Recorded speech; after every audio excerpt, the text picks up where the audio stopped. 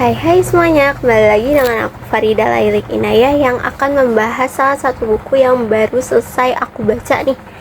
Kali ini aku akan memperkenalkan buku Gadis Pantai karya Pramudia Anantatur. Di sini buku ini diterbitkan oleh Lentera Dipantara. Ini terbitan tahun 2011. Diterbitkan di kota Jakarta dan total halaman ada sekitar 270 halaman dengan 4 bagian. Alasan aku kenapa aku membaca buku Gadis Pantai itu karena latar tempat yang diceritakan di dalam buku itu mengenai latar Indonesia pada zaman kolonial Belanda dulu. Jadi menurut aku itu sangat mudah untuk membayangkan alurnya. Terus cara penulisan Pak Pram di dalam buku ini juga mudah dimengerti. Jadi untuk membaca buku ini itu nggak terlalu berat menurut aku. Jadi untuk kebagian pentingnya apa aja sih yang ada di dalam buku ini? Di dalam buku ini itu menceritakan sesosok gadis pantai yang masih berusia 14 tahun, yang dimana dia tumbuh di kampung nelayan di Jawa Tengah, Kabupaten Rembang. Gadis yang manis, dan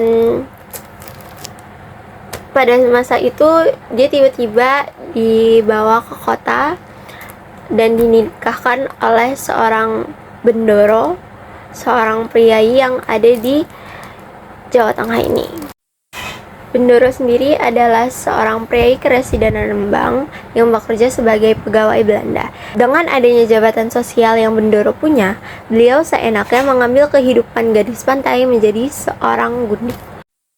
Hal ini dilakukan oleh Bendoro untuk memenuhi kebutuhan seksualnya, sampai kemudian hari Bendoro memutuskan untuk menikahi seorang perempuan yang sederajat dengannya.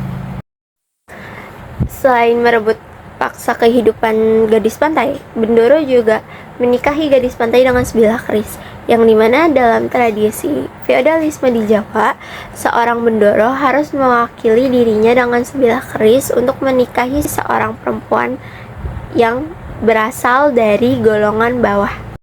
Gadis pantai hidup di bawah peraturan seorang Bendoro, dan selama itu juga dia harus melayani Bendoro dengan mematuhi segala perintahnya dan harus tunduk atas apa yang diucapkan oleh Bendoro. Lalu setelah gadis pantai melahirkan seorang anak yang dilahirkan oleh gadis pantai itu direbut oleh Bendoro, dan gadis pantai tidak boleh untuk mengasuh anak yang ia lahirkan. Karena gadis pantai berasal dari golongan bawah, jadi gadis pantai tidak dapat menuntut haknya untuk merawat anak yang ia lahirkan. Dan akhirnya gadis pantai diceraikan oleh Bendoro dan tidak boleh kembali lagi ke kota yang dimana Bendoro itu hidup di sana dengan anak-anaknya. Nah, amanat yang disampaikan oleh Pak Pram ini ada pentingnya sebuah keadilan bagi seorang perempuan, dan kita sebagai manusia jangan menormalisasikan sebuah ketidakadilan. Dan yang paling penting, setiap manusia memiliki kebebasan atas dirinya sendiri.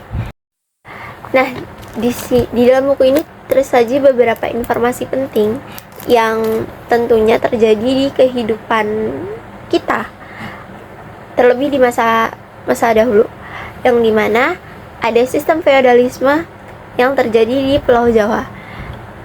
Pada zaman kolonial, masyarakat itu terbagi menjadi kelas sosial. Salah satunya itu ada seorang priayi atau bendoro, bangsawan, dan rakyat biasa. Ini yang tersaji di dalam buku, dan dimana di sini itu kita bisa melihat kalau misalkan seorang priayi itu memiliki jabatan yang penting di kelas sosial dan memiliki kuasa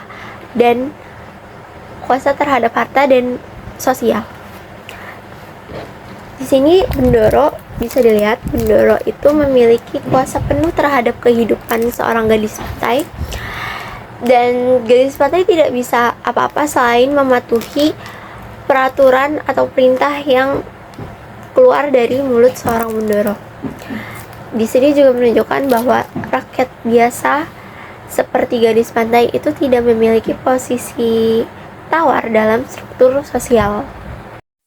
Yang kedua, itu ada praktik pergundikan, yang dimana perempuan kalangan bawah sering dijadikan istri sementara oleh kaum bangsawan.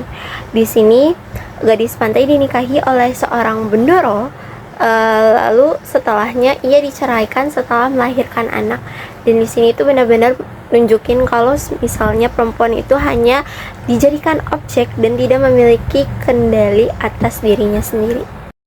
Yang tiga, itu ada kritik tentang sistem patriarki, yang dimana kita bisa tahu perempuan itu tidak memiliki kebebasan untuk menentukan pilihannya sendiri. Dapat dilihat dari gadis pantai yang tidak dapat menolak untuk dinikahkan oleh Bendoro, tapi juga tidak bisa menentang atau melawan saat ia tidak bisa membesarkan anaknya sendiri.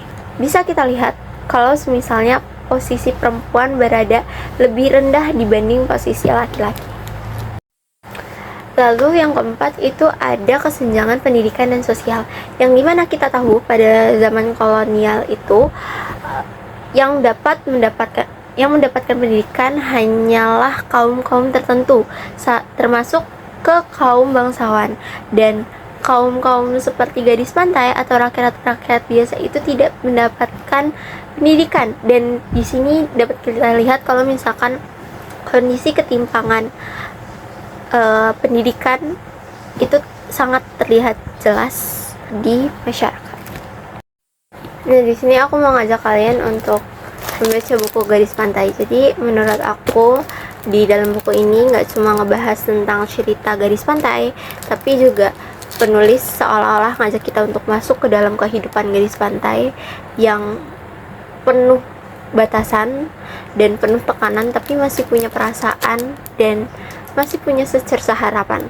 Dan gak cerita cuma tentang gadis pantai, tapi juga cerita tentang ketidakadilan sosial yang dialami oleh gadis pantai di masa kolonial. Jadi di dalam buku ini aku kayak diajak mikir banget, dan